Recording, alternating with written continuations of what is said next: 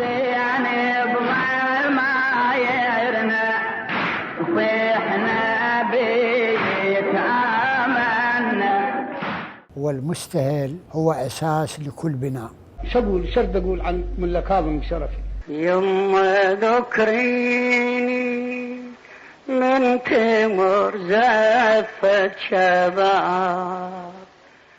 هذه القصيدة ليش ابدع بها الحجي؟ متألم محروم من الولد، كل ما يصير عنده ولد يعطيكم عمره. حقيقة الأمر هاي مو قصيدة، هاي الردات مال باب الخان. الشام يا ظنوتي رايح من عيوني. رحمة الله على جاسم النويني، أنا سألته بنفسي قلت له شلون اتصلت بشيخ عبد الحسين؟